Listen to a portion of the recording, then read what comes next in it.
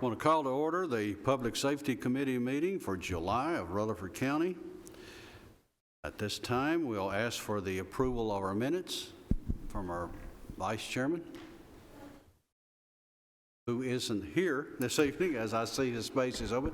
Do I have approval of our minutes? So moved. Second. We have a second, and the motion has been made. All those in favor say aye. Aye. Those opposed? Minutes have been approved. We have beginning this month, a new item on our agenda, public comment period.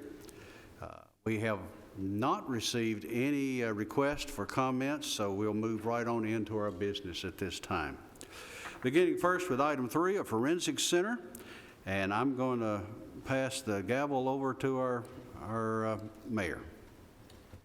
Thank you, Mr. Chairman. So, as Commissioner Hope Oliver and Commissioner Rommel McMurray remember, we came before Health and Education Committee, I guess it was 3 weeks ago, thereabouts, and I requested for pre-approval for us to go to budget for a $6 million bond. The retirement of that bond was already and part of the 23-24 budget year.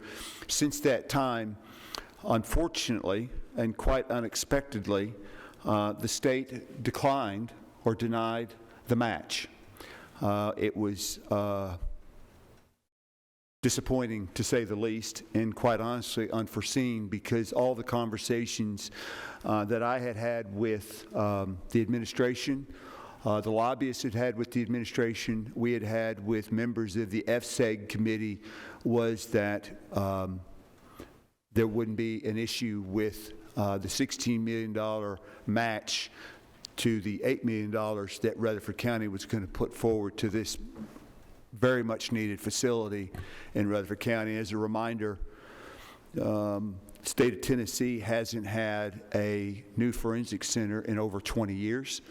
With the exponential growth that not just Rutherford County has experienced, but Middle Tennessee has experienced, we are seeing some significant delays in forensics. Indeed, I wish Commissioner Chairman McAdoo was with us tonight, because he could explain in great detail, personal detail, the challenges dealing with forensic medical in Nashville, Davidson County, with a family issue that he had requiring those services.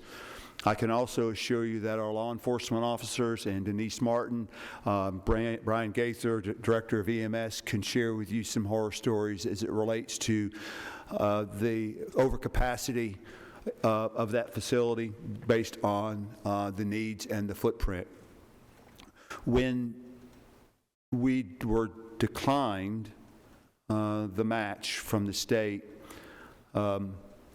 I had the opportunity to have a conversation with Michael Smith, who has just now entered the chamber. Thank you, Michael. I had an opportunity to enter conversation with Michael Smith, and the long and short of that conversation was, I said, Michael, if we were to pare down the need or the definition of this facility, because what we had scoped out in a $24 million facility was not only a teaching facility, a lab, but also it was going to house facilities for the state medical examiner. I said if we removed a lot of that and focused on the core need of what we would do in the event of a catastrophic event, and what we would do to service Rutherford County and maybe a handful of neighboring counties' forensic needs, is there an opportunity for Rutherford County to move forward on that? Yeah, and Michael gave me, he said he believes so. And so what I'm asking for tonight is not a reconsideration, but a pared down version of a forensic facility that would be in the neighborhood of $12 to $14 million, as opposed to $24 million, as opposed to 25,000 square feet. It would be on or about 15,000 square feet, but it would be targeted to meeting the needs of Rutherford County first, with the potential to bring in revenue from surrounding counties based on the demographics and the population. I reached out to Bart Klein, Rutherford County, the architect that works on a number of projects for Rutherford County, And I asked Bart if he had had any experience in designing such a facility, and he said indeed that he had, and that he partners specifically with one of 2 lab design engineering firms in the United States. And the one he partners with is just out of Washington, D.C., I think in the Arlington, Virginia area, if I'm not mistaken. And he said the way to design this is from the inside out, not from the outside in. In other words, you start with the lab and the air handling systems, which are absolutely critical to the lab, and then you build the envelope around that. In discussing with Bart what a facility like this would cost to design and engineer, he said a 15,000-foot or $12 to $14 million facility is going to approximately cost $1 million in design costs. And he said the time to design such a facility would be anywhere from 8, 9, or 10 months, just depending on the research that needs to go out to the area where it's going. So tonight, I want to entertain the questions, but I've talked to Michael about this, about if we were to issue a $1 million contract with Bart Klein to design such a facility, where would that money come from? Michael has got to give us some answers on that and can provide some explanation, but I'm coming before the standing committee in which has the oversight and authority to move this appropriately to budget, and my request is for $1 million that's already contained in the budget that will not come out of any of the funded or unfunded balances, so that we can move forward. And with that, Mr. Chairman, I'll be glad to take questions, most especially from Commissioners Oliver and Commissioners McMurray. First question comes from Joshua James. He's raised his hand first. I just want you to repeat the numbers you gave. What was the original square footage and price point to the new square footage and price point? And these are all approximate, okay? So it was 24 million on about 25,000 square feet, and the current square footage would be approximately 15,000 square feet and 12 to 14 million.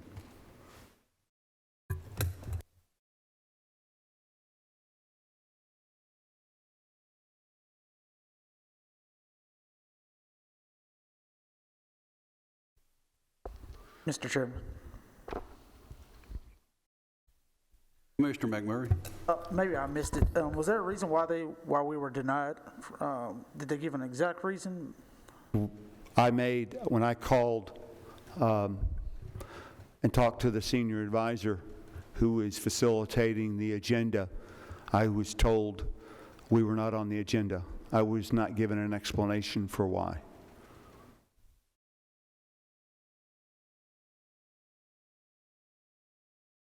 Commissioner Oliver. Question regarding the budget. Now,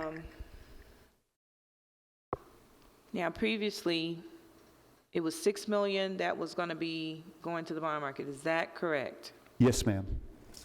And that has not happened yet? No, ma'am.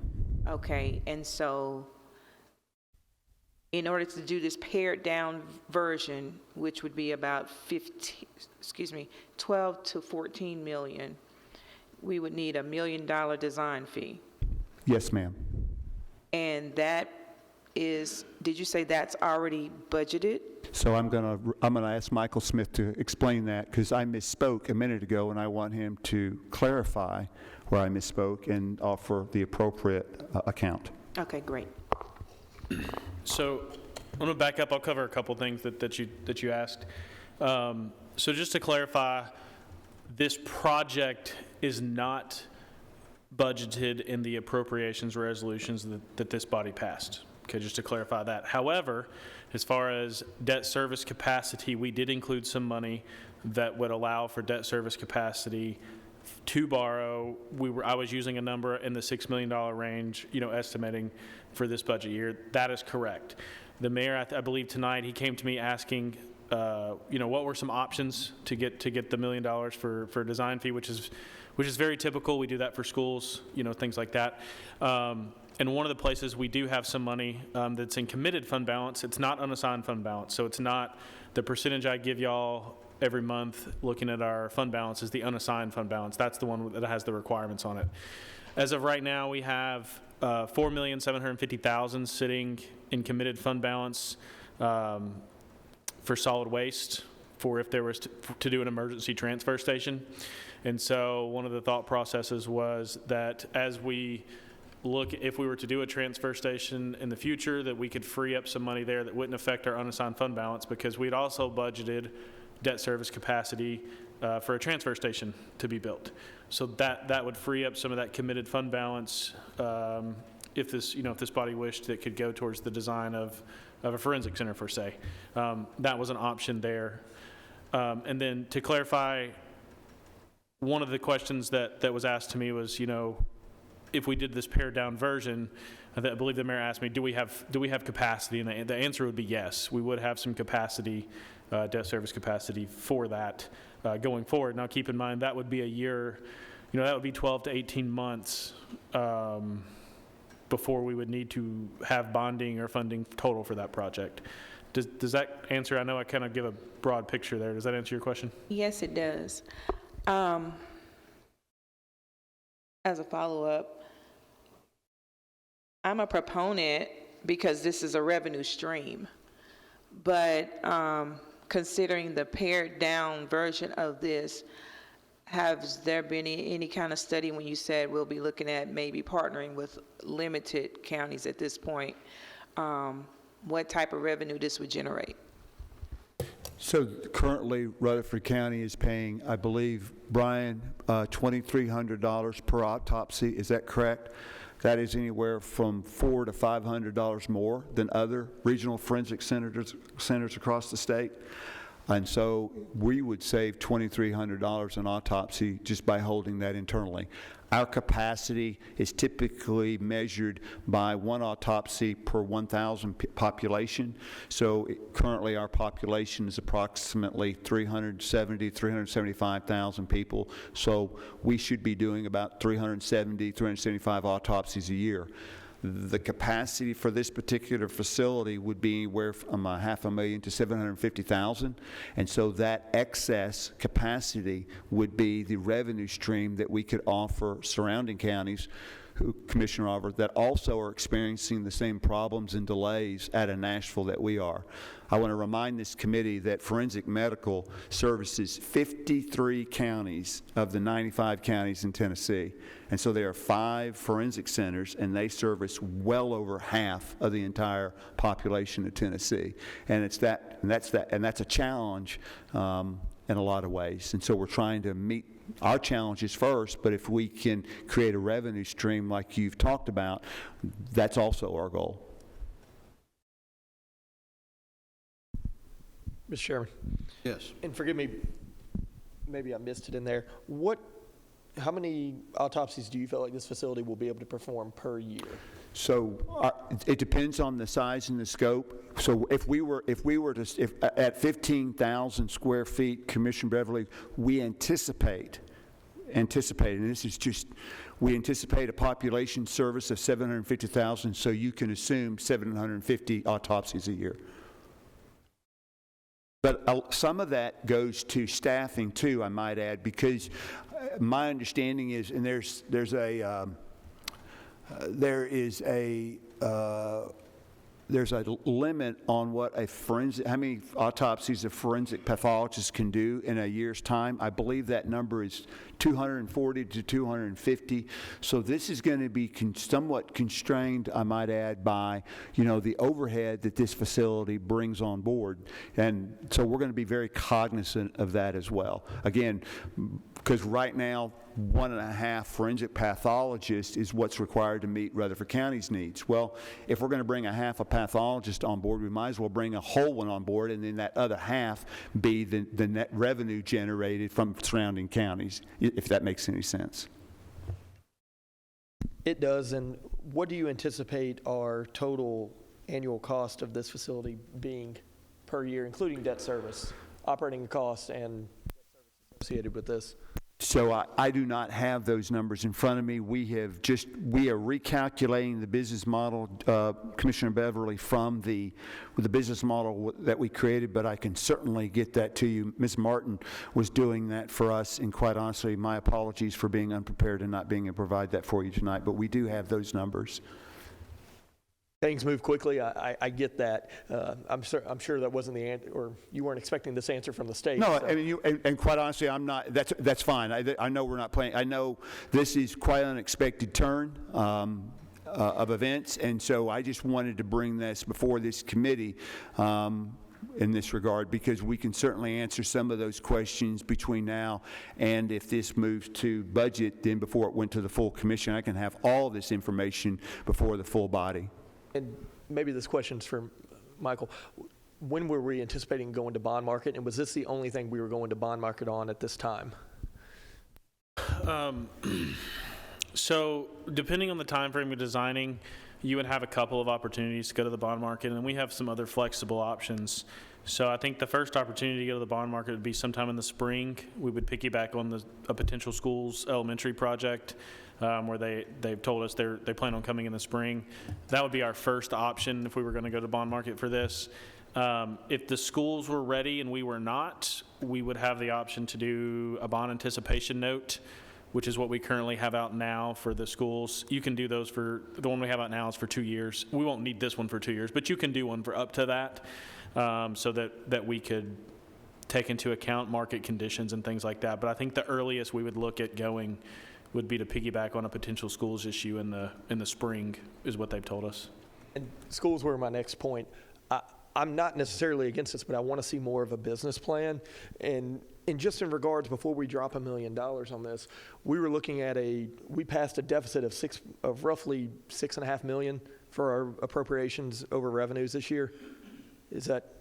Yeah, but keep in mind, the majority of that was a planned spend down. I believe 4 or 5, I don't have it in front of me, 4 or 5 million was directly related to the schools Fund 143 cafeteria fund that we had to have a spend down. Right. We had a budgeted spend down on paper, which we won't hit, for our debt service fund, I believe in the 1.8 million range.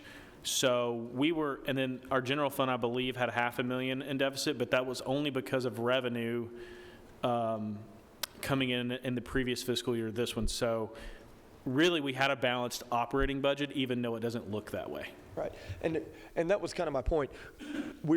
I feel as if we were on a time crunch with the state to be ready to match their funds, but that time frame is not necessarily there yet. And it's not that I'm against this project, just more of a business plan is what I would like to see. Operations cost, debt service compared to revenue before we go and spend $1 million.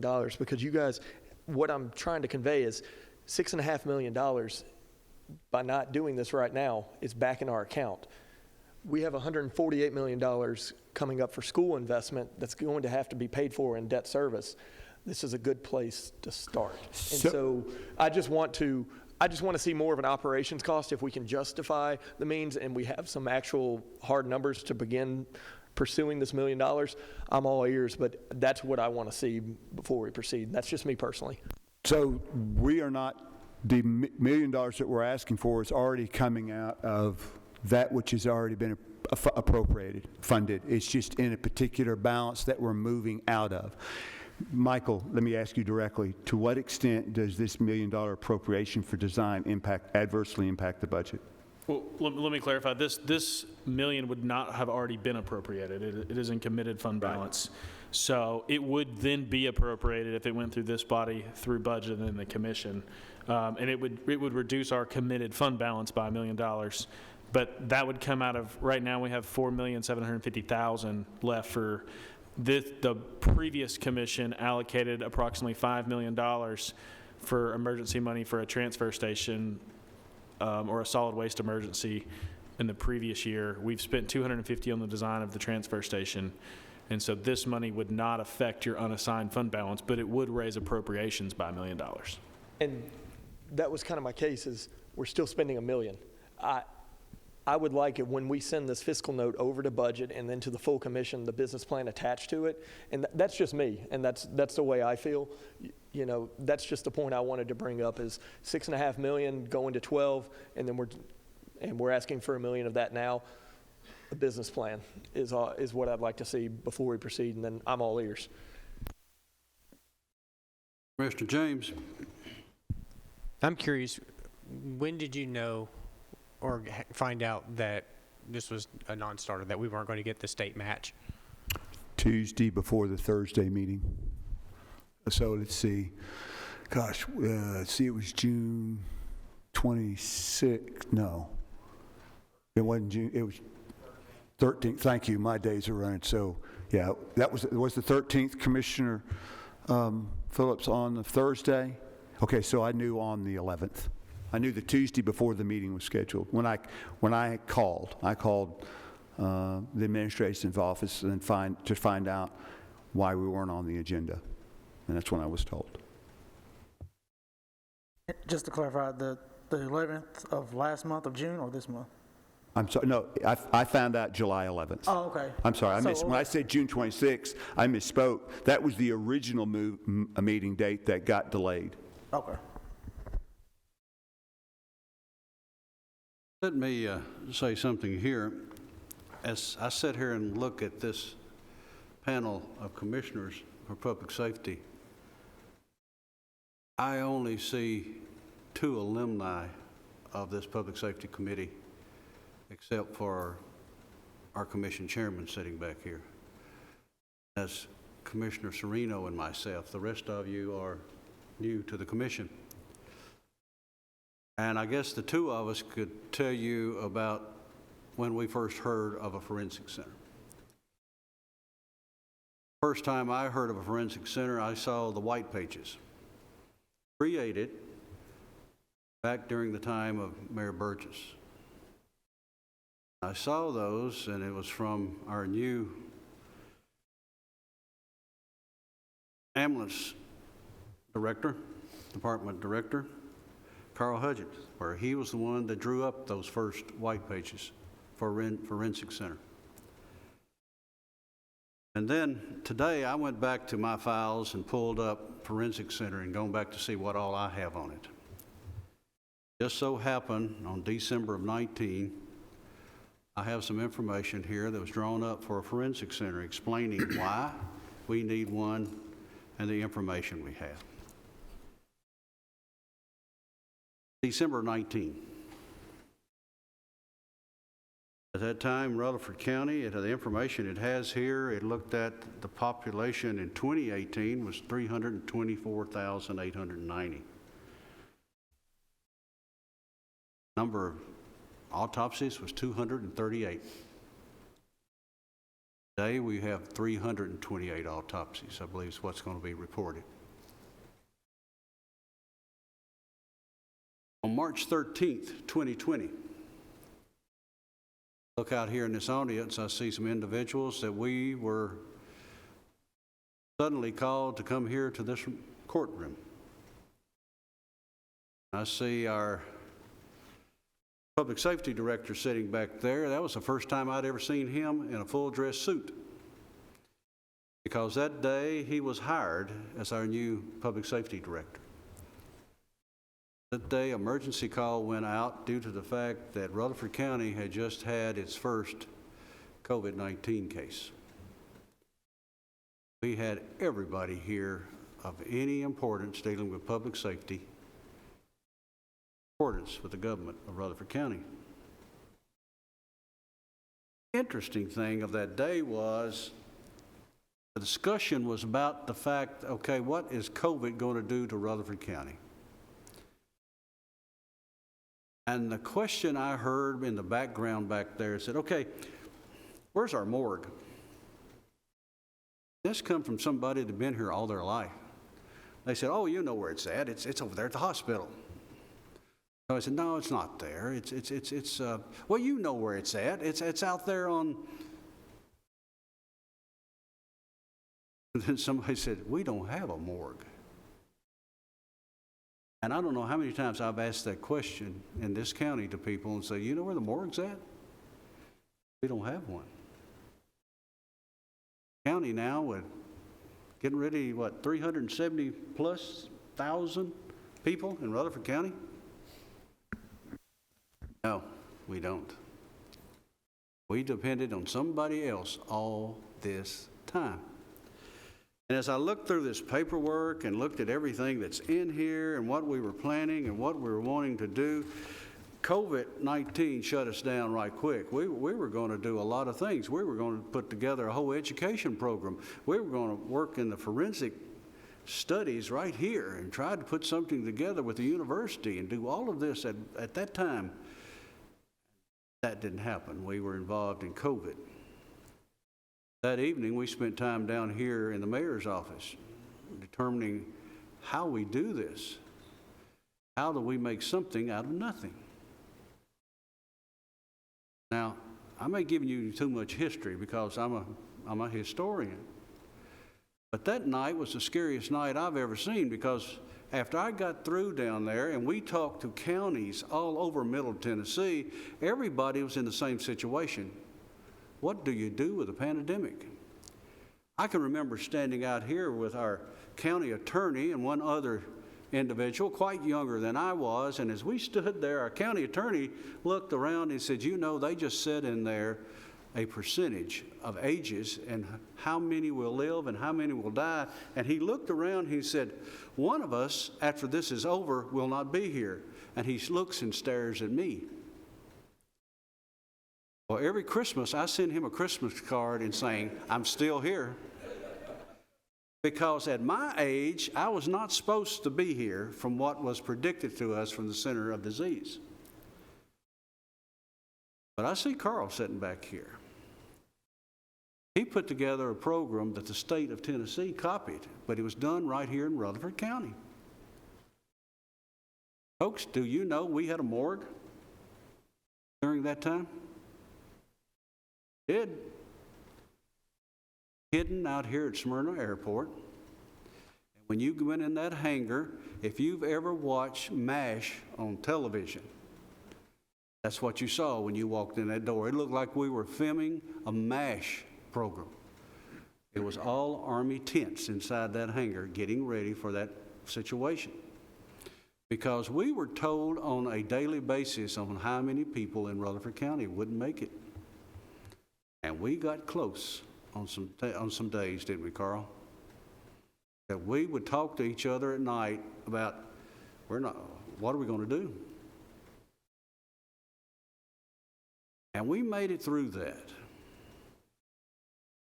Folks, who knows? We've had an airplane to crash. Once again, we had to deal with a number of bodies. And you know who's responsible whenever that happens? It's Rutherford County. It's not Nashville. It's not Williamson County. Now, I understand Williamson County may have gotten some of that money that we didn't get. No, it's us. When one of these trailer trucks carrying some of this we don't know out here on interstate has an accident and it hits a community, who's responsible? We are. So I don't know. I'm just saying we are going to have to face this one day. We got to do it. And as I said, I've been at this all this time, and I could give you the whole history and give you all of this right down to the line of what we're doing here. I'm not going to be around here, as my county attorney told me. I'm not going to be around here forever.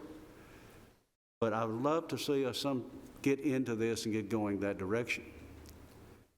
No, we didn't get the state funds, but I want to tell you, and I'm saying this to Carl and Brian back there and some other individuals, and I look at our fire chief, and I look, we've all applied for these grants.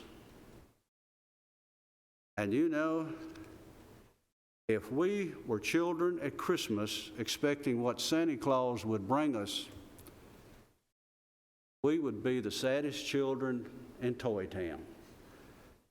Toys don't always show up. They don't show up. So the wish book's not out there for us to go through. And we're going to have to deal with these things somehow, some way. And I'm just saying that we're going to figure it out. We've got to get her done. And you're the public safety team. I'd appreciate any inputs you could. So you've heard the rant and raving of an old man.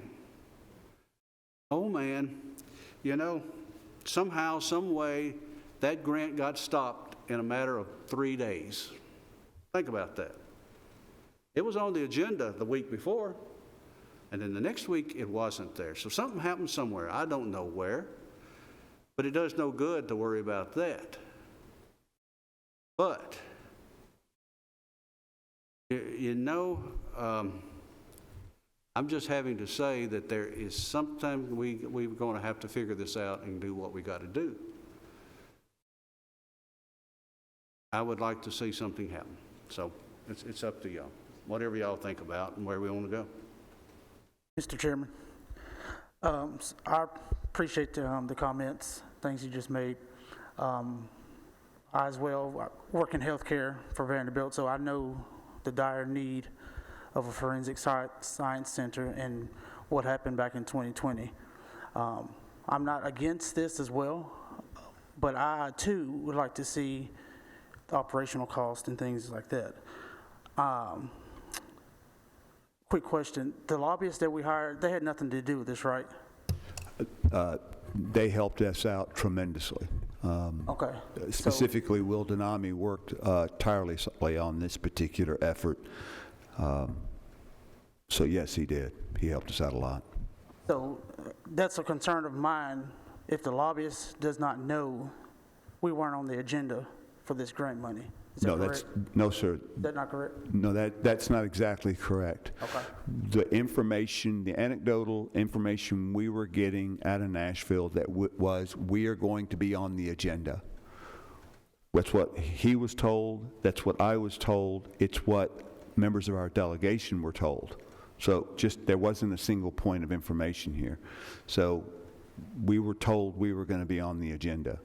When I inquired on Tuesday before the Thursday meeting, where was the agenda, because it hadn't been published yet, I was told that we were not going to be on the agenda. The lobbyist, Mr. Denami, did not know. I called and informed him because I placed a call myself to the administration. That's when we first found out. Okay. And again, I'm not against the Forensic Science Center. I just need to see numbers. That's just how I run my budget, my household, and that's what I want to see as well. So two things, because I know the mayor's office and Denise was going back and recalculating, but percentage-wise, from everything I've seen, it'll be the exact same as on a percentage basis of what I believe Denise gave this body a presentation. It'll be the exact same, because when I talked with the mayor initially, it was essentially just taking, when you pared down the building, it was paring down also on a percentage basis. The same, I guess, call it a pro forma, same business plan that was presented previously. And I don't want to speak for the mayor, but I do believe this was built, I don't want to call it modularly, but to be able to expand, to get right back to that business plan. And from my understanding, if somebody came in and wanted to partner with us, this could be expanded relatively easy before construction if it was going to be added with the architect, or that in 10 years as the county grew, we could expand it. So my understanding was the business, I don't want to speak for the mayor, but my understanding was the business plan was the exact same, just pared down almost dollar for dollar percentage-wise. So if the facility was, 50% smaller, then all the margins and everything stayed the same. But that was my understanding. I just don't want to speak for the mayor's office. That's correct. That's why we didn't recalculate the business model, because what we were taking away out of the pro forma, quite honestly, were those non-producing revenue parts of the facility, like education, like the state medical examiner's office. What we left intact in the pro forma were those things that were actually generating revenue. So the cost, or the cost benefit per square foot, actually goes up instead of going down. It goes up because what we maintained was those revenue generating parts of the facility. What we got rid of were those marginal or non-revenue producing parts of the facility. And those and you're saying, well, Mayor, why in the world did you have those non-revenue producing parts of the facility in the first place? And it was because we were trying to partner with the state. The state medical examiner's office doesn't bring any additional revenue to the county, but we were trying to partner with the state in order to get the construction funding, if that makes sense. The same thing with partnering with MTSU and Meharry Medical. You know, there's still an opportunity, as Michael said, to do those things down the road, because what we're talking about is locating this facility on 10 acres where we're going to make it expandable, unlike some of the other facilities. But if anything, this is has a better pro forma than the previous model, because we've gotten rid of those things that aren't financially performing or less likely to do so. Mr. Chairman, Yes. I agree the need is here. I don't think anybody in this room would disagree. It's just what it's really hard to wrap my head around is now it's double the investment. I need $1 million right now. But the number. Say that again, please. Double the investment, but I need $1 million right now. Because initially the investment was roughly 6.5. Now we've scaled it down to 12 to 15. The initial proposal was for $24 million. $16 million was from the state. $8 million was from the county. We were always going to have to pay the design costs. That was never not part of the equation. The design cost on a 25,000 square foot facility was going to be about 1.5. Okay, this is going to be closer to $1 million for 15,000 square feet. So we were still going to have to come before this body for a $1.5 million design cost. And I was perfectly fine with that when 2/3 of the funding was coming from the state. Now that it's 100% us, before I write $1 million check, I want a little bit more hard numbers in front of me, and I think that would bode us well going into budget and the full commission, having that presentation similar to when we first explored this idea attached to that fiscal note. And I want to say we cannot afford to keep paying a private company or sending this to the state medical lab up in Nashville. This is not a long-term plan. But the grant's not an option right now. Time is not near of the essence. Can we breathe for a month?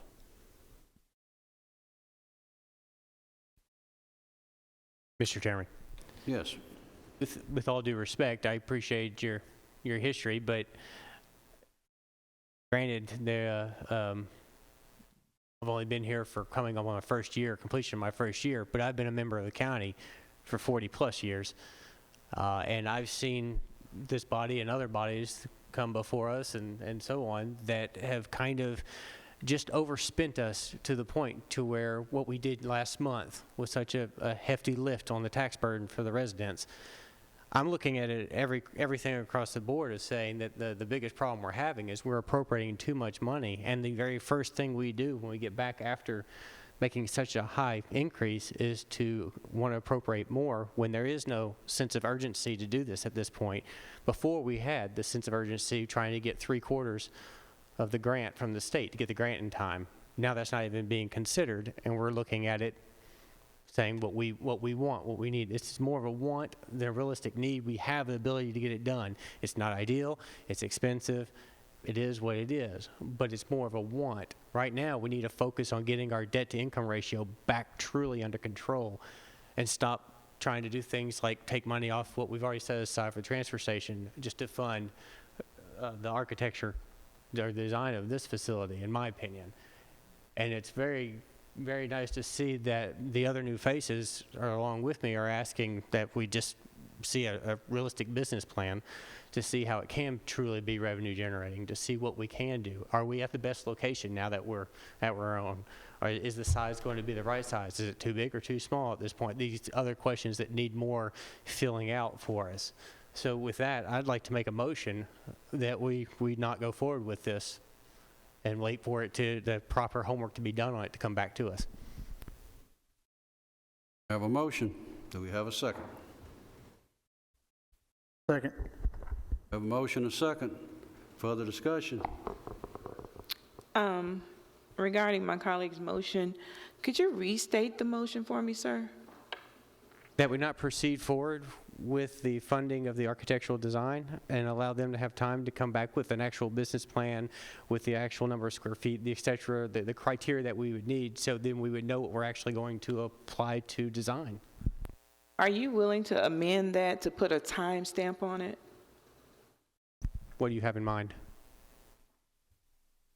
I mean, if they brought it back to us next month, they bring it back to us next month. If it takes them 6 months to come back, we no longer have that sense of urgency because we're not trying to Right. file for a grant. So I agree. I leave it in their hands to figure out their sense of urgency for it at this point.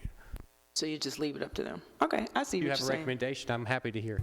I was thinking 60 days, but, I mean, that's what I was just kind of curious, what kind of time frame you were thinking about. I assume you're essentially a motion to table this, not to deny, but to table, correct? Yeah, that'd be the better phrasing, yes. Mayor Carr, how long do you think you would need? So I guess there's a parliamentary procedure, and I'm out of order, Mr. Chairman, if I may. What you're tabling is a discussion. So there was no formal motion before this body regarding the appropriation for the $1 million architectural design fee. If this body, this particular committee, fails to motion a second and vote in the affirmative for the architectural design fee, the mayor's office cannot engage the architect for architectural design. So the motion, Commissioner James, to keep us from doing that is unnecessary because I don't have the authority to do that without the proper motion and vote from this body.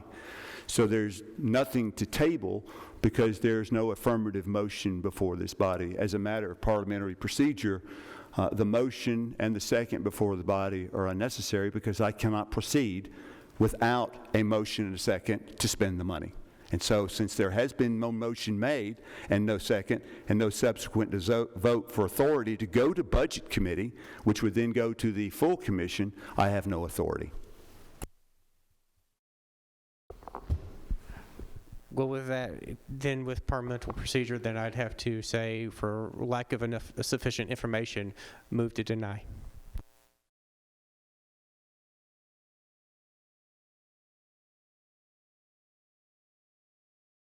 We actually have a motion made by Commissioner James to deny a non-existing motion. Because, as what the mayor has said, we haven't made that motion. He's right there. So, No, I'm saying to deny the forwarding the fees for the architectural design.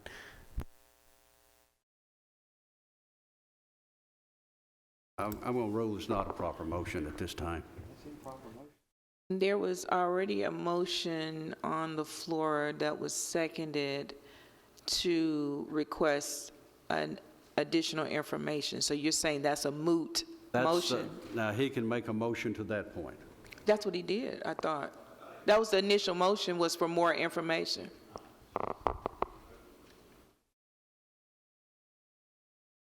Do you wish to restate your motion? Are you making a motion to request additional information? Yes, I'm making a motion to request and delay this for additional information, or to wait for additional information. We cannot forward it on without having the facts.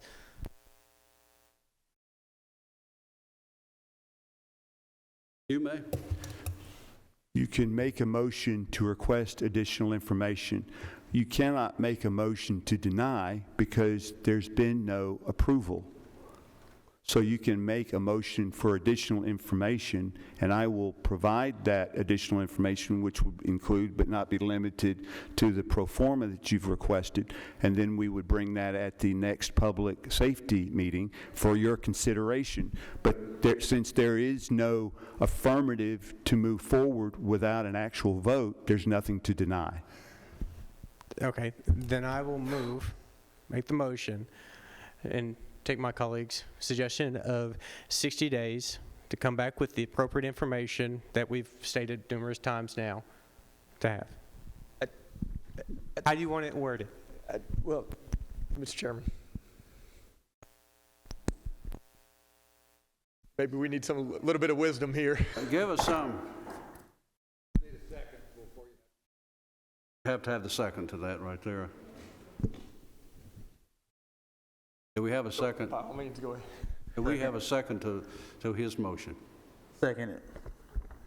Have a second. And the motion is basically that we, for 60 days, to come back with more additional information is what you're requesting.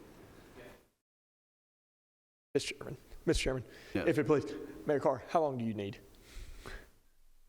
24 hours. The information's in my office. I just failed to bring it with me. Okay. But if we delayed this to the next public safety meeting, that would be more than adequate time, at which time Ms. Martin would be glad to come. She had a death in the family, or she would have been here this evening, and she has the information.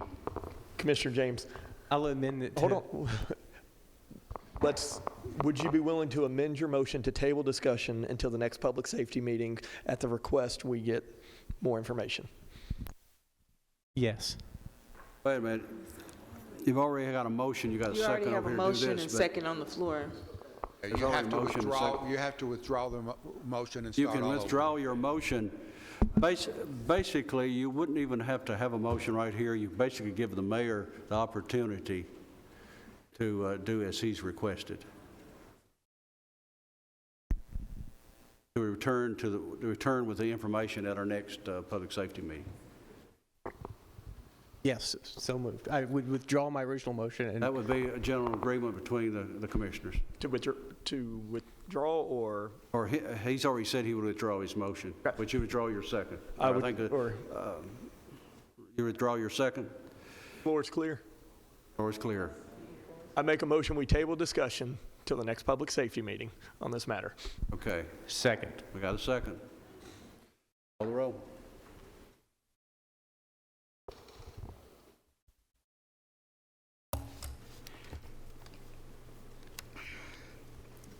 Commissioner Oliver, Aye.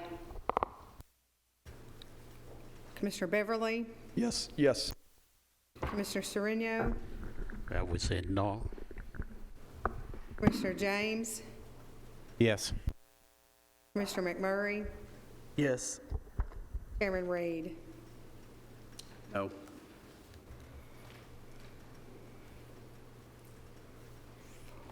Motion passes 4-3. Motion passes.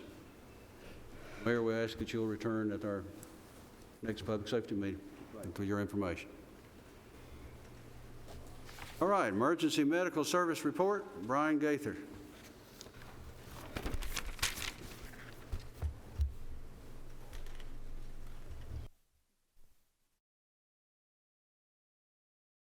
Good evening. For the month of June, we had a total of 3,322 calls, 25 transfers, a response time of 7.3 minutes. With what y'all just debated for the last 45 minutes, year to date, we've spent $642,880 on autopsies. That was a total of 328 autopsies. We collected $1,010,033 for the month of June.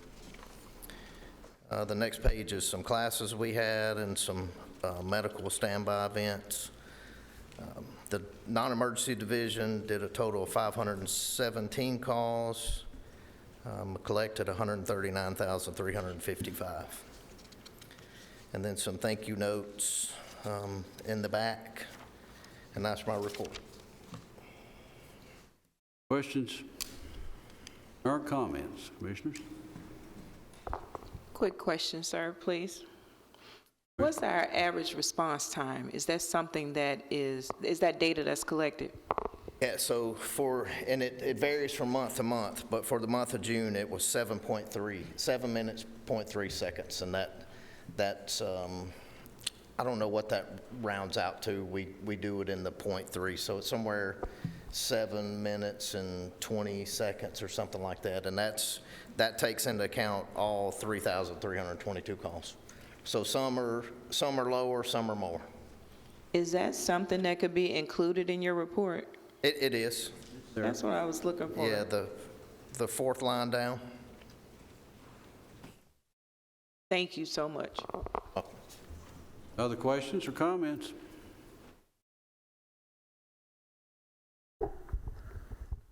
Make a motion to approve. Motion to approve, Commissioner McMurray. Have a second. Second. Have a second, Commissioner Sereno. All those in favor say aye. Aye. Those opposed? Report is approved, sir. Thank you. Thank you. Quick question before you leave. Mr. Gaither, can you give us an update on hiring? Are you staffed? Are you still looking? We're still looking. I looked today, and I think we currently have 6 openings. Over the past 2 weeks, I've had 3 paramedics to put in their notice. One of them is going to work for Air Medical Company. One of them, I'm not sure where he's going, and he's been here for 27 years.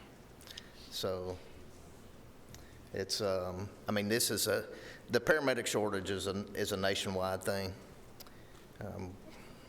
Some places are better than others.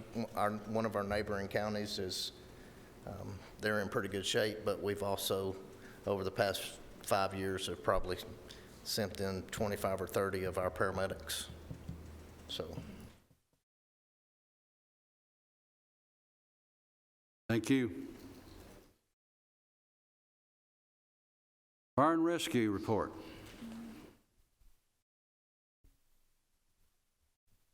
Larry Farley.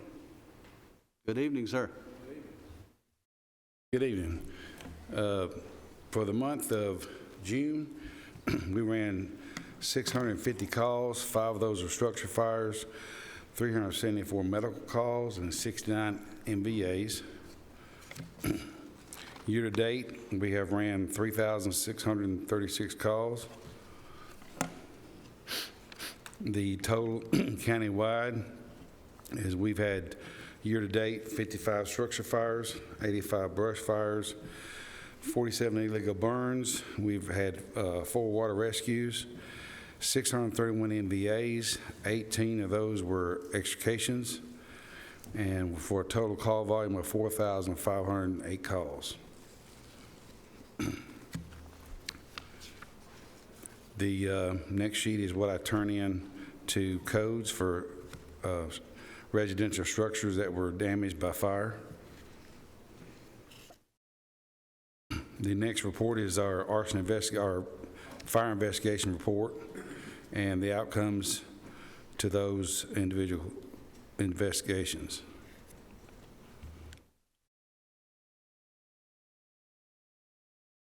We had 9 smoke alarm installations for the month of June. And then the last page is the illegal unauthorized burn report. And that concludes my report. Questions on the report? Mr. Chairman. One, I'd like to thank you for last month getting back to me so quickly about the contracts. Although I personally disagree, think we need to do a new contract with them. I understand now the continuation of the contract, so I appreciate you in a timely manner getting back to me on that. On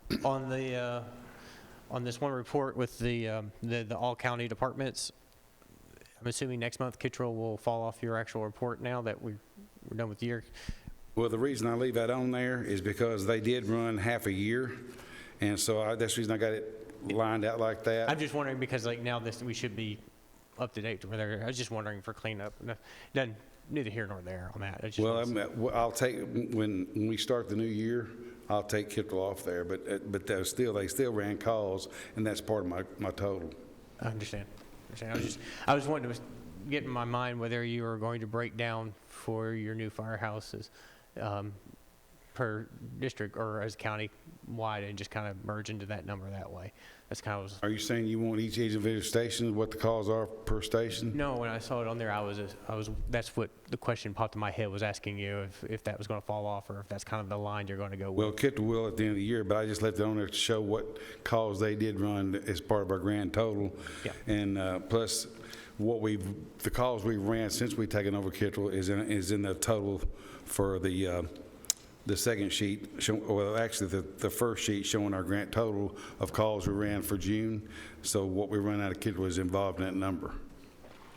And then the other question I had, and this is my last question on it, just more of a chance to clear the air with procedural, because I had some people contacting me and inquire about, a week and a half ago, the fire out towards Eagleville. Eagleville was on scene and our guys were on the way out there. Before they got there, they apparently canceled the truck or something before it got there or before they even got on site or something. Just want to know what the procedures are for those We had a scenarios. structure fire come out toward Grove. I'm trying to think of what the name of it is. told, what is it? College Grove, that's what I'm trying to think of. We had a structure fire come out in College Grove.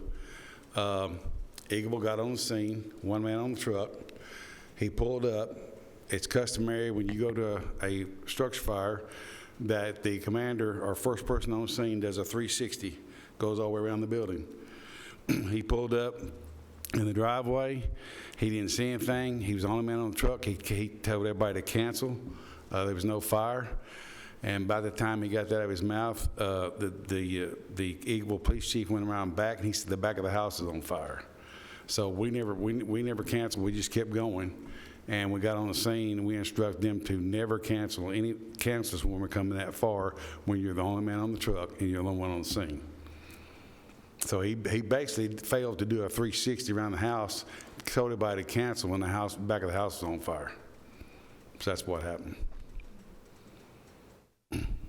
That's all new information for me. What I was getting at was having a tanker, so close, and that one canceled, and another one from further away coming out there. And I'm just wondering what you're talking about is they canceled us, turned around and called for Williams County to send a tanker. The guy who is the captain over Williams County showed up on the scene. He said, "I'm the only thing we got." So it's a good thing we didn't cancel. Okay, I see what you're saying. Okay. That's it. And that concludes my report. Well, I move to approve. Motion to approve. Second. Have a second. All those in favor say aye. Aye. Opposed? The last conversation, I'm a little hesitant to bring this forward. After some consideration and looking at the stations, the mayor brought up that he think we had picked the right sites for these public safety buildings. It is under my recommendation that we move the Christiana station from the Christiana location to Plainview, out there by Plainview Elementary School, for two reasons. Because the Christiana station is too close to the Barfield station. That would put it about 5 miles from the Barfield station. Plus, it gives us better coverage out there in the Buchanan area, because when you come off Epsmer Road, there's a subdivision out there that's got about 1,500 homes. They're fixing to add about 2,000 more homes to that subdivision. That would give us better location for that growth going on out there. Plus, it gives us a faster response to the interstate. And where we're at right now from Barfield, we have to take Joe B. Jackson, and we're about 20 minutes from the interstate. When you get out past Epps Mill, or out around the 92 or 94, there's a rock wall out there where they cut the interstate through, and when it rains, they have a bad habit of sliding in and slamming in that wall. So we have somebody that's entrapped in a vehicle out around the 92, and we go all the way to the 97. That's a long haul for us, especially if somebody's trapped in that vehicle.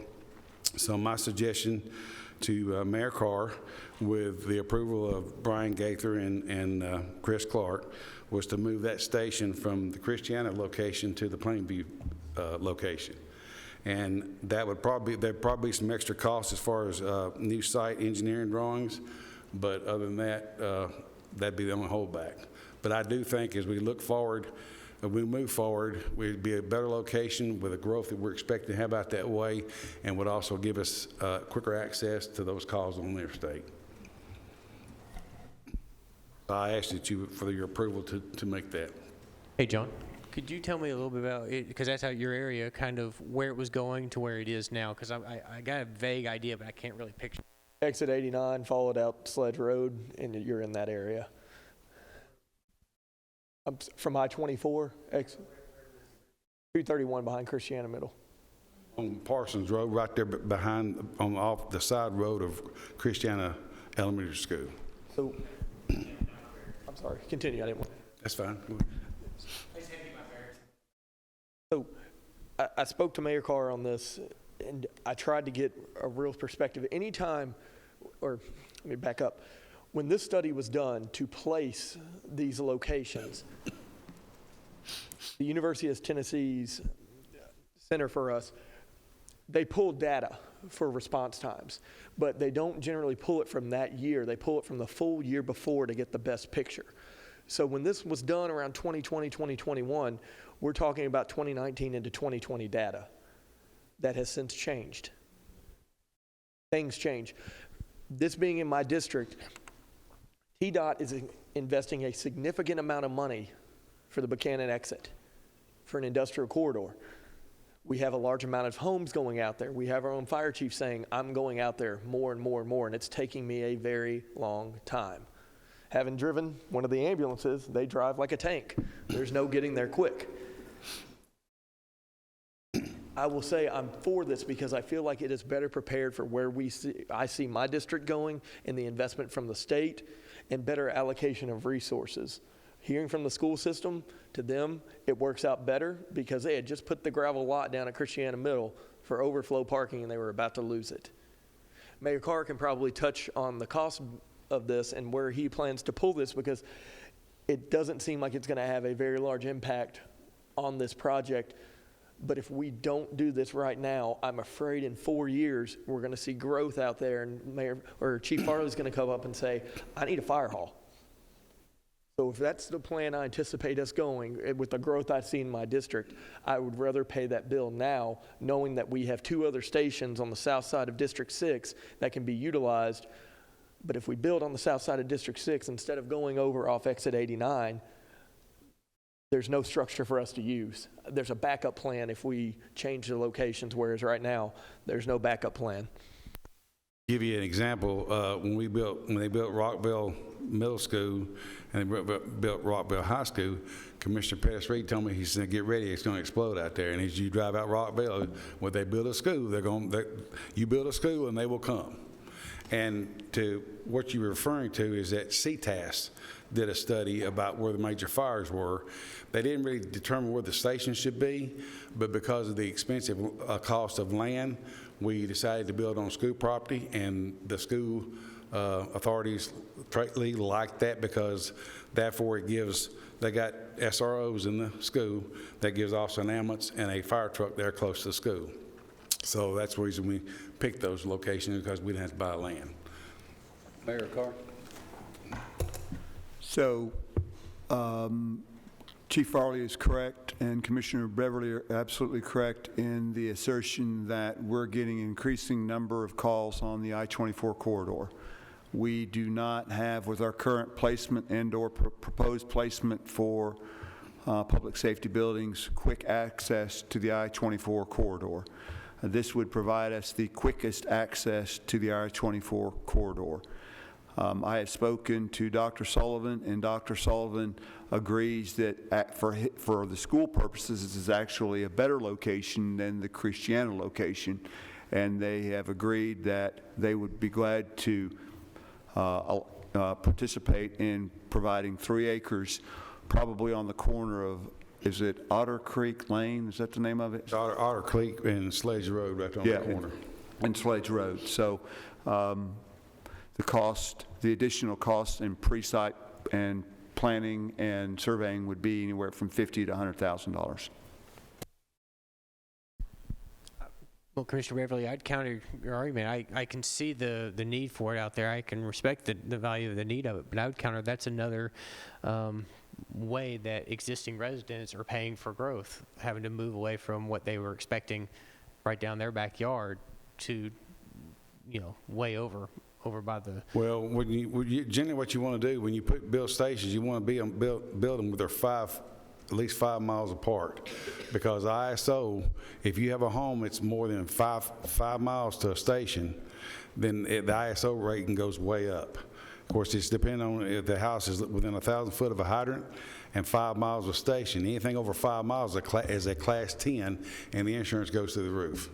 So that's what we're trying to do, is place these stations where they're 5 miles apart, because that 5 mile has a big bearing on what their their insurance ratings will be.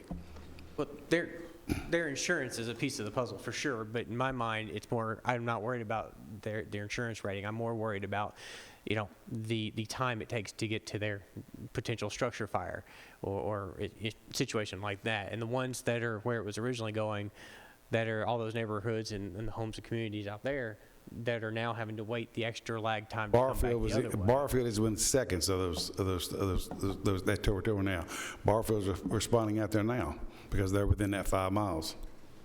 This, in my opinion, as fire chief, this is the best location for that station.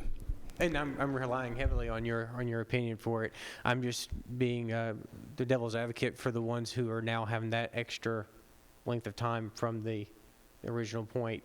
I'm also concerned at how much, as the mayor mentioned, how much that we are spending time going back and forth to 24. I'm hoping that this new 24 stuff that's coming down the pipe actually will help out with that, because we are spending a lot of time on that, and I wish there was something down the pipe to fix that. Well, if you figure we could leave Barfield and it takes us 20 minutes to go out there, we're on the scene for 30 minutes, and another 30 minutes come back, then there's no coverage out there at Christiana. So this would alleviate that truck from being way out of district. Right now, to put a truck down in Buchanan, especially when Christiana Volunteer is no longer operating, it's going to take a very, very long time to get from Barfield. Going down 231, moving the station, the response time remains largely unchanged. However, it benefits one of the highest call volume areas in this county that is needing fire service and also emergency service. One other thing that we've taken into consideration is deep in District 6, it's a lot of 6-inch CUD line. 6-inch CUD cannot pressurize a hydrant, which means we have to rely on truck. Putting them closer to where a lot of the fires are, to a very densely populated subdivision, is something that very much interests me. So when you go feed into ISO ratings and things like that, I feel like moving the station is providing a very large benefit to where we're at. Secondly, we've got train tracks running straight through the middle of District 6. Barfield only has one place to jump over, and that's Joe B. Jackson. You get a call where Barfield responds south on 231 and a train is in the middle, because I've sat at the train stop over on Rucker. They're going back up to Joe B. Jackson to go down over to Manchester Highway and go back down. This would potentially alleviate that. Consider Joe B. Jackson is the 85-mile marker, and we go all the way to the 97, which is the Coffee County line. That's a lot of territory. And this seems like a very $50,000 to $100,000 that Mayor Carr has said that he is ready to account for that in his budget to where it's there. He's good with this. Versus potentially 4 years from now, Chief coming and saying, I need another fire hall because I can't get people out of their burning cars quick enough.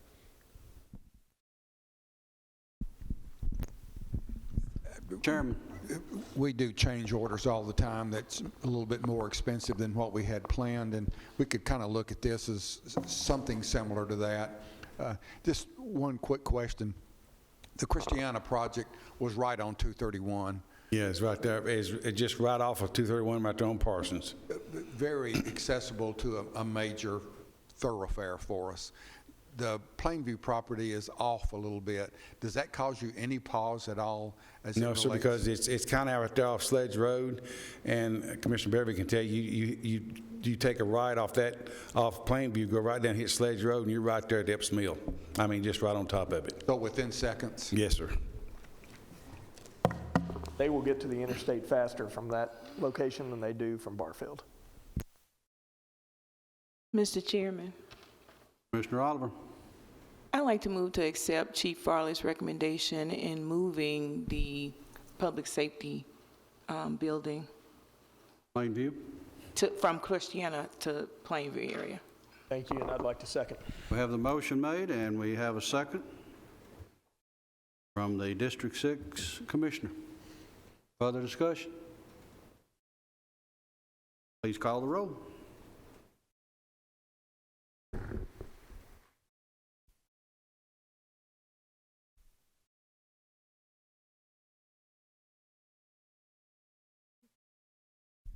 Commissioner James, Yes. Commissioner Sereno, Yes. Commissioner McMurray, Yes. Commissioner Beverly, Yes. Commissioner Oliver, Aye. Chairman Reed. Yes. Motion passes. Thank you. Thank you. Thank you, gentlemen. Good discussion. Sheriff's Office report.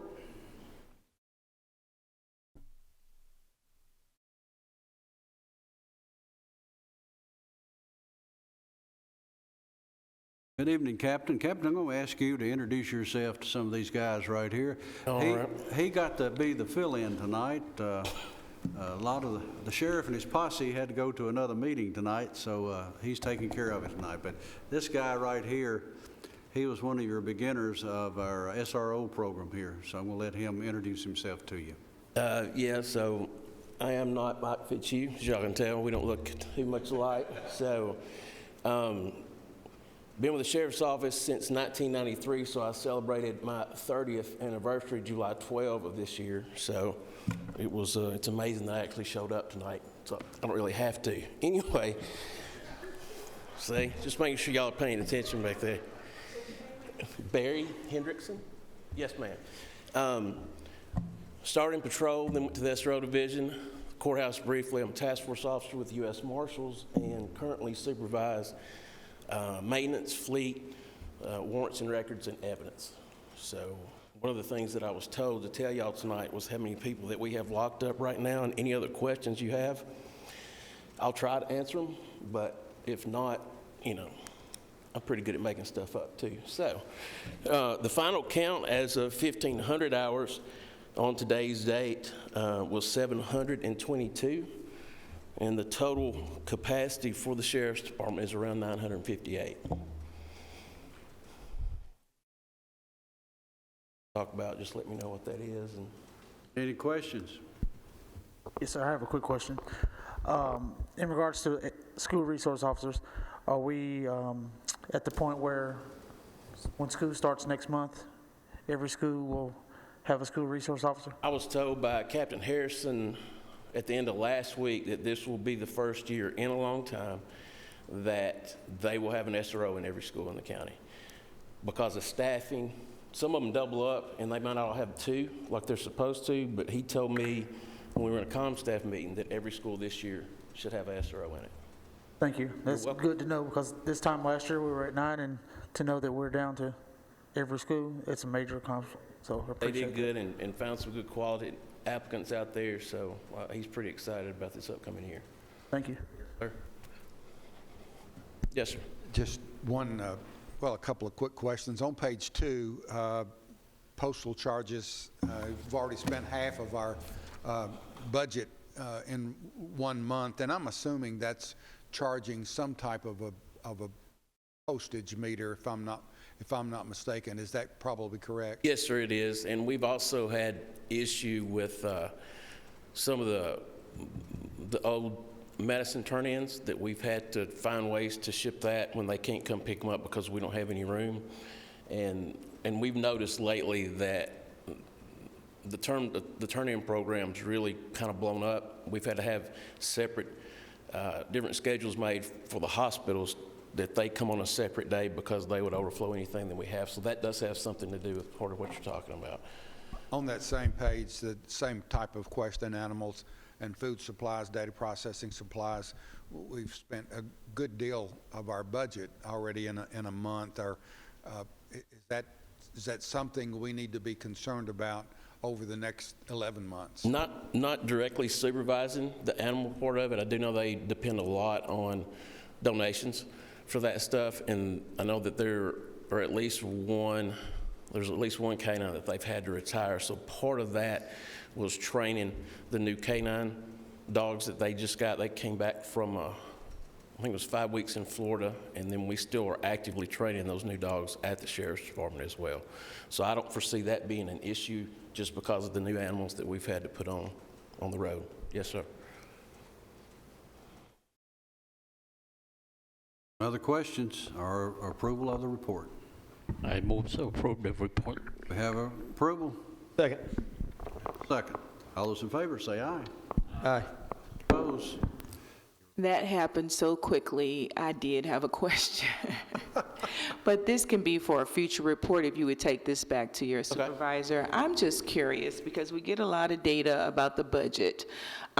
Is there a way that we can get data about like the offenses and maybe anything that's kind of put in place to let us know if we're safer from a certain point to another point because of some type of implementation? Yes, ma'am, absolutely.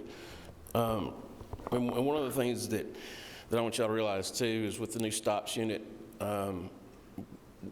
everybody's focusing on opioid prevention, and that's a specialized unit through grant funding that deals with just those types of calls. But the statistics are there. I just don't have them with me tonight, but we can get that for you, no problem. I appreciate it. I Yes, mean, ma'am.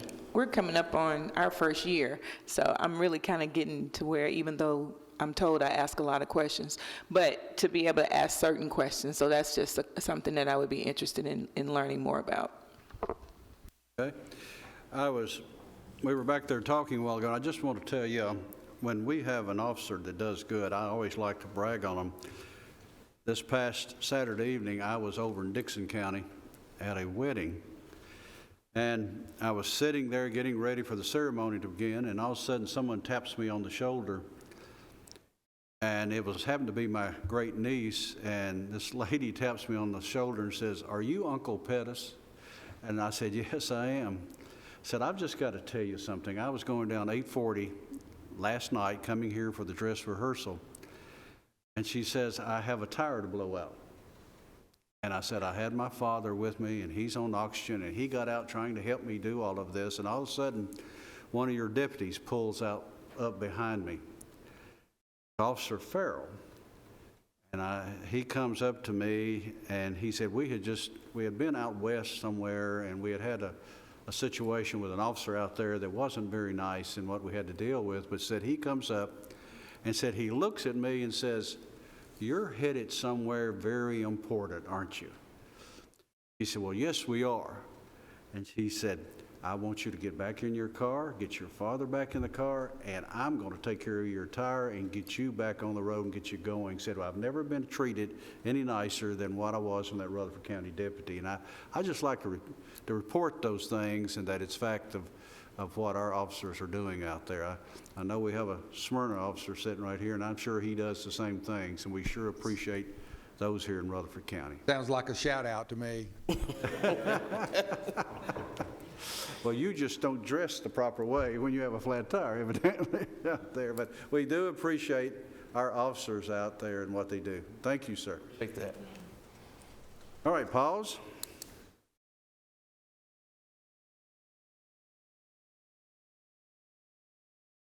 Director Michael Gregory.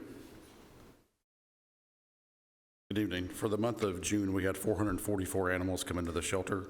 We had a live release rate of 93.7% for our dogs, 94.4% for cats, and when wildlife were included, a 93.4%. Our officers completed out 1,615 calls for the month, traveling 10,704 miles. The fourth page of the report is fiscal year to date, so this will close out the fiscal year that we just finished. We had a live release rate of 93.8%. Officers completed 15,188 calls, traveling 111,190 miles. For the rabies exposure and bite report, it goes by calendar year. We had 43 bites for the month of June. 5 of those were sent for testing. One of those did come back as unsatisfactory, which is considered a positive. It was on a bat. And then we had another exposure. We had 2 of those. None of those were sent for testing. So we do have that one. Again, it was unsatisfactory. That bat had come into contact with a dog, and the dog had actually swallowed that bat. So there really wasn't much for us to be able to test there with the state. And that is my report. I do have a budget amendment as well, sir. All right, questions or motion on the report? Move to approve the report. Motion approved. Commissioner James. Second. And a second. All in favor, say aye. Aye. Opposed? Your report's approved. I believe you have a budget amendment? Yes, sir. Actually, 2 of them. They're both involving grants. There's no additional county money. The first one is $1,500 that we received from the state of Tennessee's Animal Friendly Grant. We received that in June, too late to get into this year's budget. So I know it's kind of early in the budget year to do these things, but I want to go ahead and get those appropriated. And then the other money that we received was a $40,000 grant from Petco Love. And you'll see where that's going down into various items down there. They just state that it has to be used for life-saving purposes. And you'll see the various lines there. Again, no county matched any of these. Commissioners? Motion to approve. We always like free money. Second. Motion approved. We have a second over here. Commissioner McMurray, please call the roll.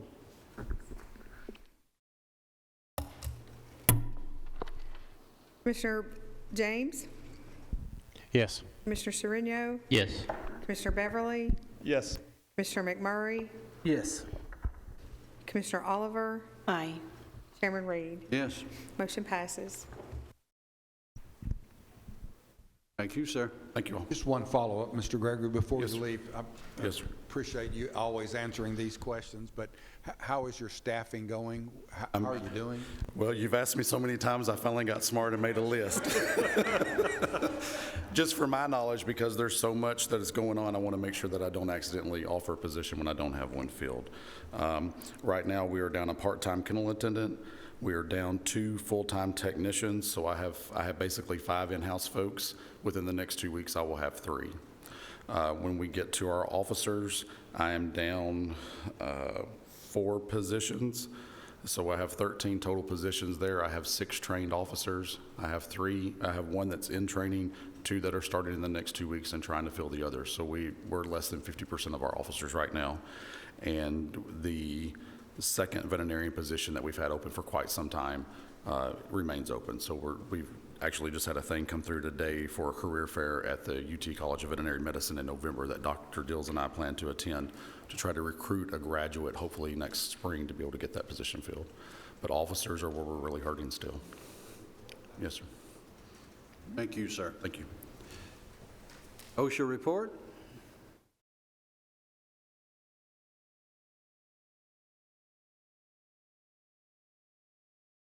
Elam.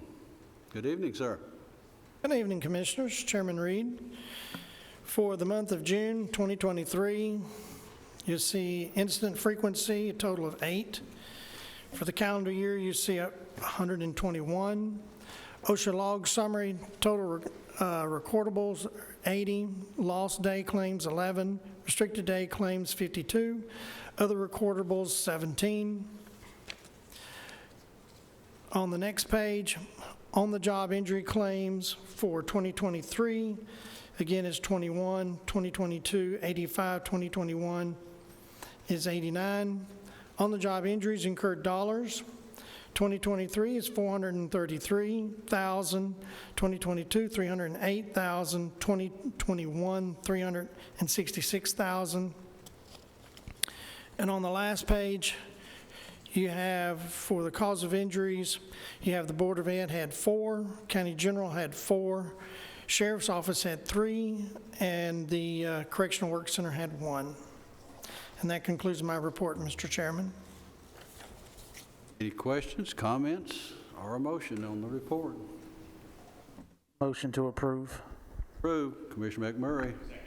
And second. Any questions? All those in favor of the motion, say aye. Aye. Those opposed? The report is approved. Thank you. Have a good evening. Thank you.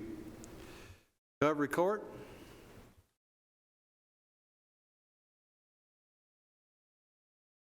Bill Ricks, how are you this evening? Our report for the month of June, we have a total of 185 participants, 115 applications. Out of that, 60 of those have completed the application process and are pending court dates. We have a total of 13 new participants enter the program in June. We graduated 4 and 5 were terminated across all of our programs. We also have a drug court graduation coming up on August 3rd at 10:30. And that concludes my report. Questions or comments on the report? I do have a question. What's the criteria to participate? There's several, and it depends on which program they decide to that they're asking to go into, but the main criteria is they have to have a current charge, they have to be a Rutherford County resident, and they have to voluntarily enter the program, and they can't have any violent charges. Yes. Mr. Chairman, you said the graduation on August the 4th? August the 3rd. The 3rd. Yes. Is that at 11 o'clock or? It's at 10:30. 10:30, okay. Other questions, a comment, or a motion? Motion to approve. Motion approved. Commissioner Second. Beverly. Second. Commissioner McMurray. All those in favor say aye. Aye. Those opposed, your report has been approved. Thank you. Probation report.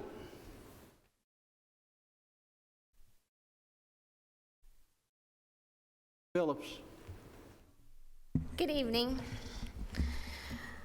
Right, for the month of June, we closed out 162 cases for 134 people. We were actively supervising 1,186 people on probation. In the month of June, we had 77 individuals in our programs. We had 21 individuals successfully complete those programs, and then we had 5 that were discharged unsuccessfully from their program. With our Olive Branch, we were able to help 2 individuals, and both of which those individuals were experiencing homelessness. We did have one of our staff members donate some snacks for our Olive Branch to give out. In our 10 Rocks program, we currently have 28 active participants in that special program, and right now we have 7 individuals who are pending court dates, and they've already been assessed and are waiting to enter that program. In the month of June, with the differences in revenue and expenditures, that was a difference of $185,049.80. In the month of June, we turned over $11,311 in probation fees to the clerk's office to be collected on probation fees through their payment agreements. And in the month of June, $4,925 was not entered into a payment agreement, and that equals their probation fees for the month of June. So for the fiscal year of 2020 to 2023, we turned over $133,545.50 to the clerk's office to be collected for our probation fees on payment agreements. And for the fiscal year, we also had $73,406.50. That was probation fees owed, and those individuals did not enter payment agreements through the clerk's office to be collected. And then so far in the month of June, we had 9 individuals that had been deemed indigent by the court. And that would be my report.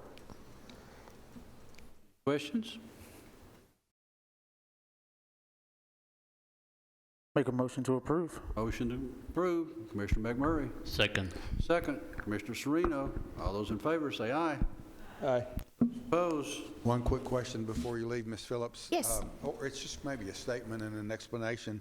Through the opioid committee, you've received permission to hire some additional staff to help you with being overworked. Could you kind of explain to this committee how that works without any cost to the county, and what you hope to do with that additional counselor? So with the additional counselor that we have, and when I say additional, I probably shouldn't use that word because we've actually never had an actual counselor on staff. That is something that is very geared towards recovery courts, and just in the history, it's one of those things that a position like that is more a rehabilitative type position that we've never had. So we're really excited to have that, and that is going to be a 2-part where that individual will have services within our office at no cost to the county.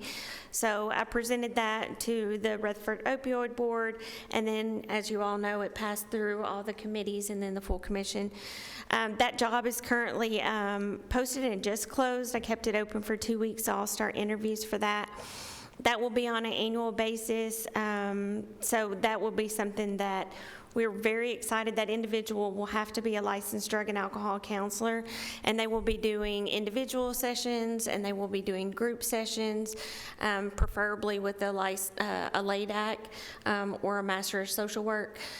So the criteria for that person will be exactly the same position for recovery court and their counselor position. So that's going to be a huge asset to us with no cost to the county. This will be through the opioid settlement fund. So, yeah, thank you. All right. Thank you. Thank you. Correction Work Center.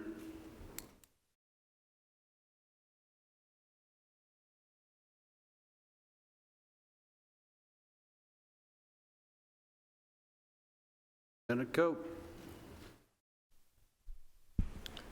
Good evening. Report's going to be a little brief due to the fact that we did not have our normal Work Center board meeting in July.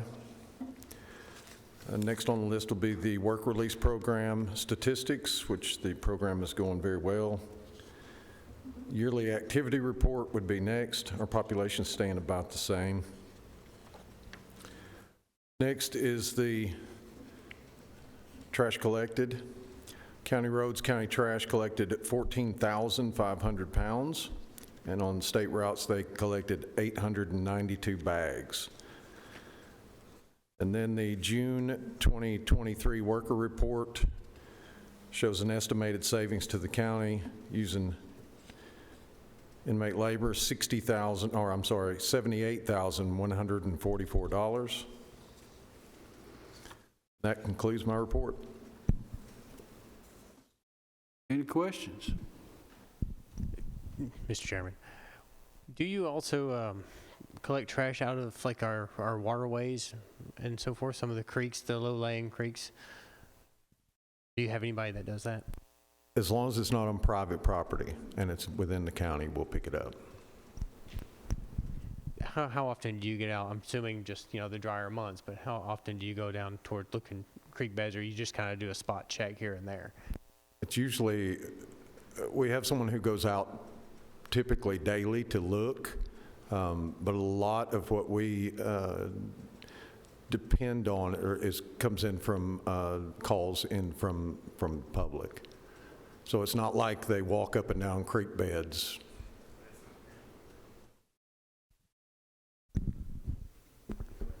Mr. Chairman,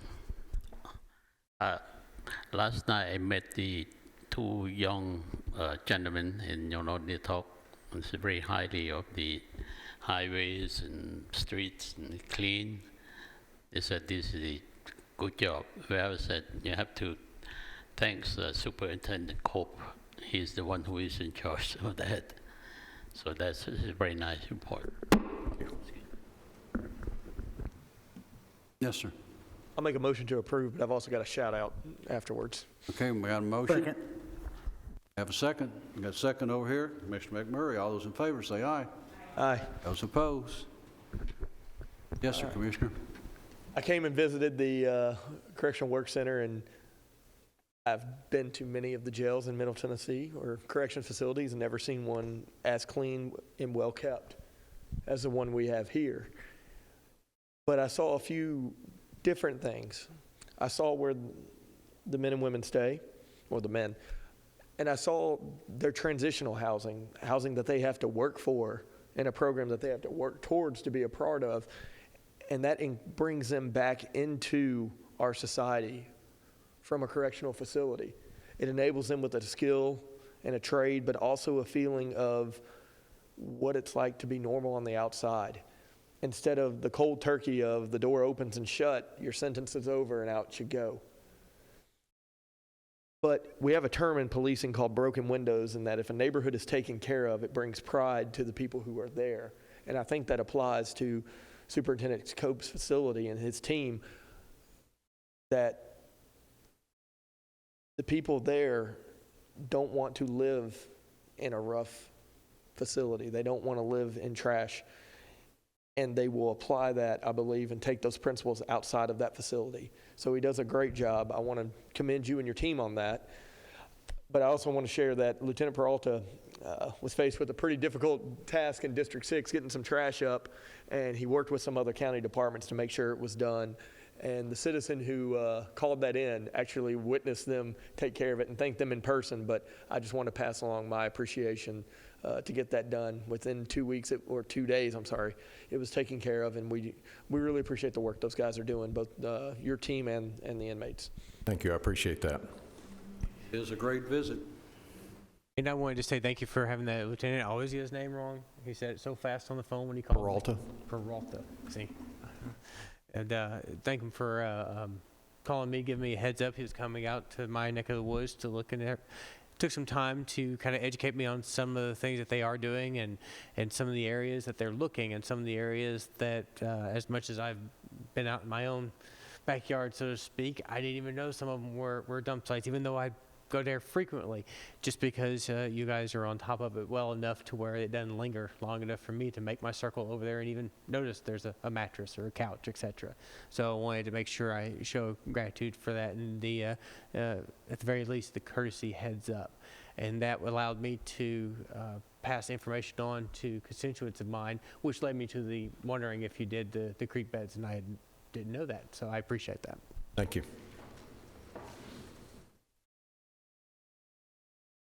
Okay, anything else? Thank you, sir. Juvenile Detention Report.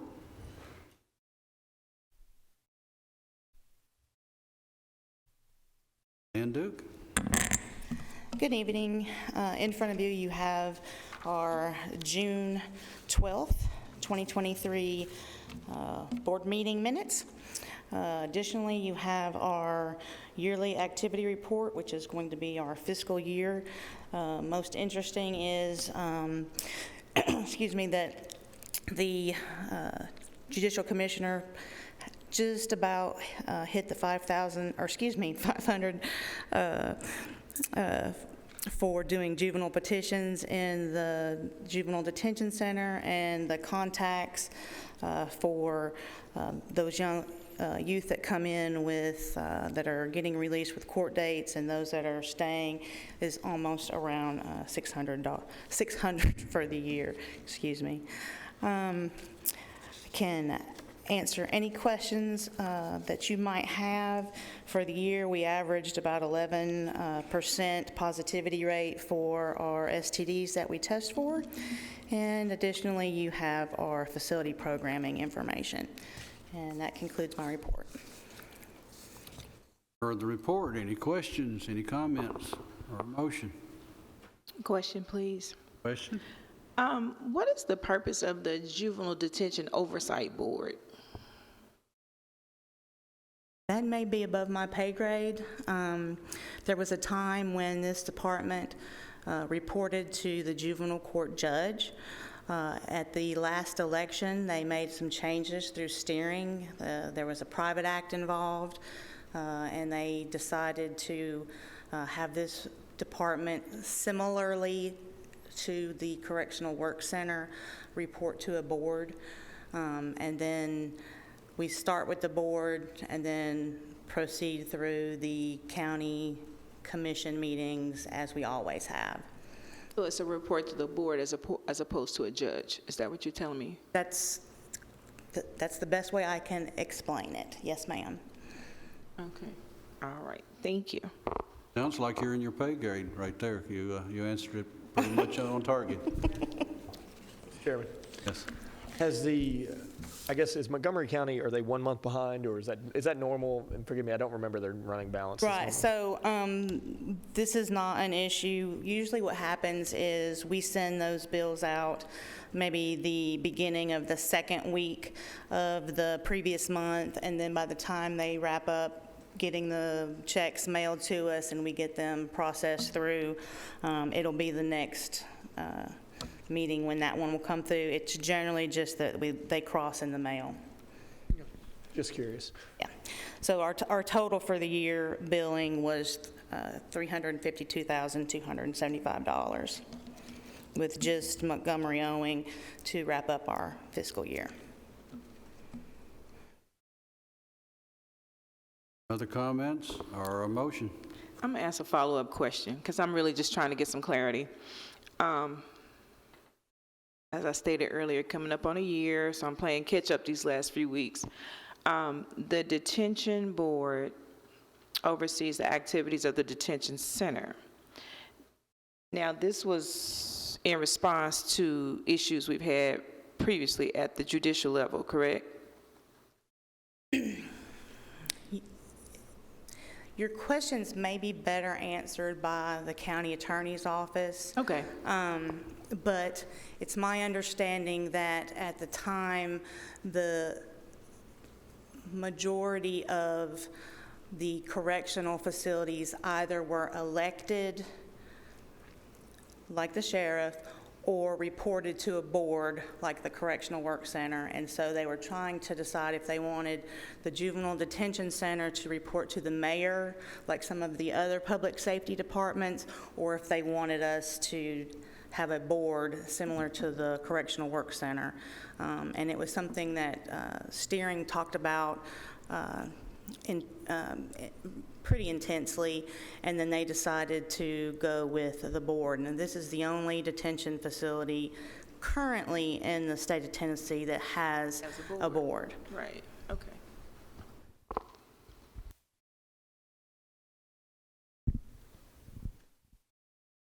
Motion to approve. Motion to approve. Second. Second. All those in favor say aye. Aye. Your report has been approved. Thank you. Thank you. Emergency Services. Director Clark. Last but very important. I do believe I'm the last one on the list tonight, so I'll keep it pretty brief. We have supplied a report for you guys, and I hope that it's interesting to you. But I'm free to answer any questions.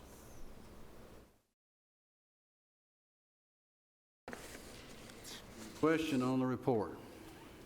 I do want to say that I appreciate your emails that come out Thank you. on emergency management, things of that nature. I appreciate Well, that. that's rewarding to know that you received them. You're gearing up for fall athletic events within the school system? The beginning of school, God bless our school teachers.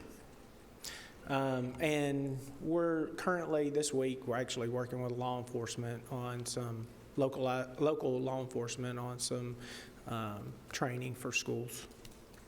I think you know where I'm going with that. So we've been very involved in those kind of things. It brings new challenges every season, whether we gear up for summer in our outdoor sports or whether we look at fall with our beginning of our school years. All of those are challenging. And then, you know, just to be honest with you, our EMS and fire and law enforcement, due to the growth of this county, they're drowning out there. And so, you know, any of the improvements that we can receive is greatly benefit our personnel and eventually our citizens. Chairman Pettis Reed was recalling what happened in March 2020 when we received our COVID-19 words and how we all come together to make it as a whole. Not one person in this county worked alone. These guys worked day in, day out, put together plans, and we worked as a team. And they do this every day out in the field. You just don't see it. And I'm very proud to be able to play in their sandbox to a certain extent. I'm very grateful for them. Seasonal, yes, sir. I apologize for the long. You know, we have challenges every season. So.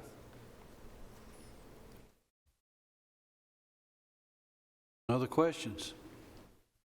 I'm so glad that we have seen and observed the training at the Rockwell High School. I know Mr. Chairman was there too. You know, that's very good.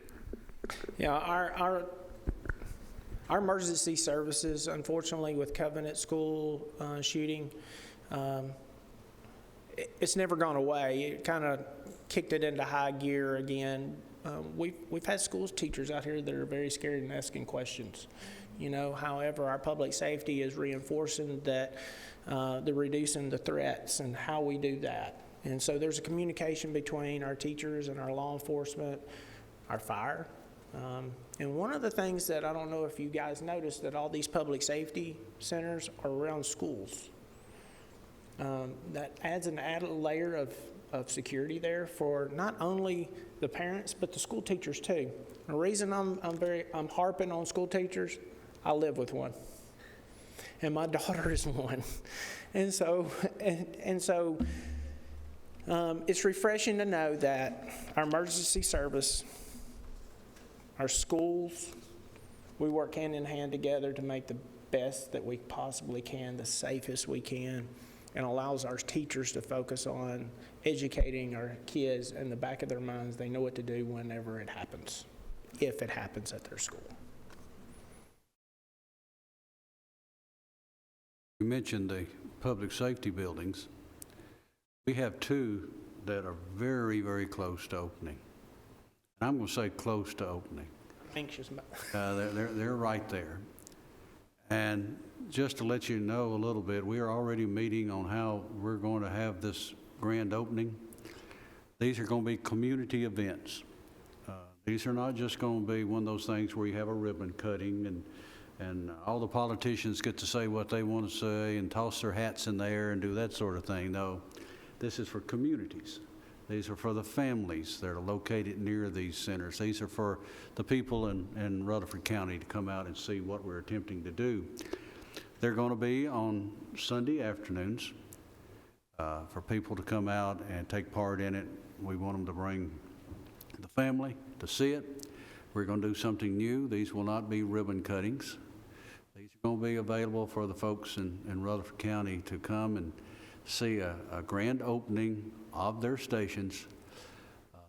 We're going to do something that some people don't even know. There's a flag of Rutherford County, and every station is going to, there's 3 flagpoles, which will have the United States flag, the state of Tennessee flag, and the Rutherford County flag. And what we're going to do is we're going to hoist the flag of Rutherford County over these stations and open it up to the communities, saying this is yours. So we're going to be letting everybody know about this, and I look forward to seeing all of you there, as well as all of Rutherford County coming out and being a part of this. So we're excited, and all we need now is some doors to open. Mr. Chairman, which one is going to be open first, the Kitro or Rockville? Well, they're getting both very close together, but all Rockville needs right now is have some floors fixed, I believe, and we'll be ready to open up. But I think, you know, Smyrna had the air show with the Blue Angels. I think we're going to fly into Thunderbirds and do a flyover or something. I don't know. But just to get it kicked off, I mean, we're going to do it. They may open on the same day. You don't know. So it's very good what we're going to do and the accomplishments we do there and move on. Sure, there will be some aircraft involved. There are aircraft invited, and we have room for them. Do we have a motion? Motion to approve, and a second. All in favor say aye. Aye. Your report is approved. Thank you. Any other business needs to come before this group?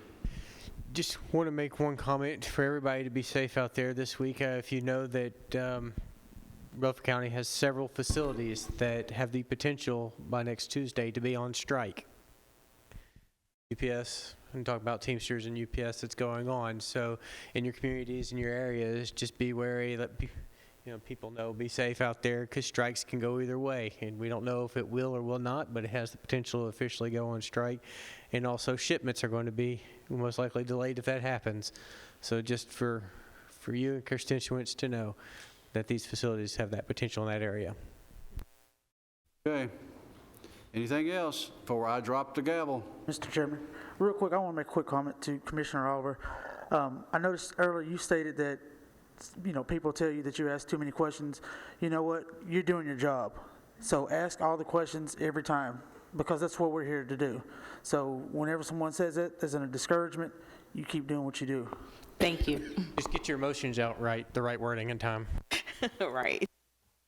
If there's nothing else, we are adjourned.